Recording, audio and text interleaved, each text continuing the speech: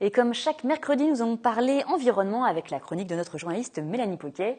Bonsoir Mélanie. Alors aujourd'hui, un bon plan, une astuce, une recette. De quoi allons-nous parler ? Aujourd'hui, totalement différent, on parle d'un ouvrage. Le titre, c'est Les vrais faits de la nature.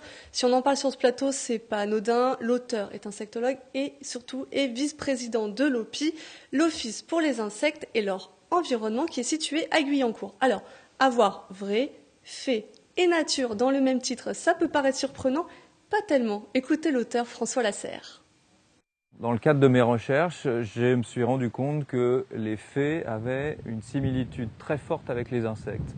Et dans toute l'iconographie autour des fées de ces derniers siècles, vous voyez des fées avec des ailes de papillons, des ailes de libellules, etc. Et ça m'a semblé évident que les fées étaient des insectes et que c'est les insectes qui avaient inspiré notre imaginaire autour des fées. Alors, les insectes sont les animaux les plus nombreux de la planète. 3 animaux sur 4 sont des insectes et les scientifiques en découvrent chaque année. Alors, dans cet ouvrage, bien sûr, il n'y a pas les millions d'insectes. Il y en a 65, c'est les auteurs qui les ont choisis. Il y a une étymologie du nom avec une description et puis derrière, on rentre tout de suite dans le vif du sujet avec une description de 2 pouvoirs, le naturel et l'imaginaire. Un petit exemple pour un pouvoir imaginaire, c'est celui du bourdon. Il faut savoir qu'à la sortie de l'hiver, en croiser un, ça apporte motivation et enthousiasme au travail. Il y a aussi des libellules, des papillons et des insectes que l'on peut qualifier de moins beaux, voire carrément moches. Ça dépend des goûts. Il y a la fée mordante, je vous avoue qu'on n'en est pas très fan.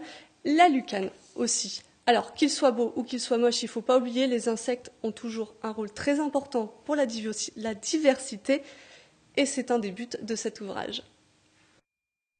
Elles recyclent, elles mangent nos crottes, elles mangent nos végétaux morts, elles pollinisent nos fruits, elles nourrissent les oiseaux, puisque ces petites fées se font manger par d'autres fées ailées que sont les oiseaux. Et donc c'est pour rappeler que ces insectes sont vraiment les bonnes fées de la nature. Je trouve on manque de bienveillance vis-à-vis des autres êtres vivants, des animaux non humains qui sont autour de nous. Et du coup, je cherche des idées tout le temps, pour que chacun de nous s'y intéresse davantage.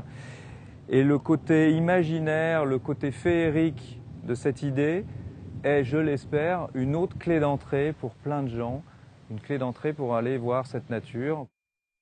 Donc si vous voulez voir cette nature et découvrir des pouvoirs imaginaires parfois très surprenants, Les vrais faits de la nature de François Lasserre et Stéphane Hett, c'est aux éditions Plume de Carotte. Merci beaucoup Mélanie pour toutes ces informations.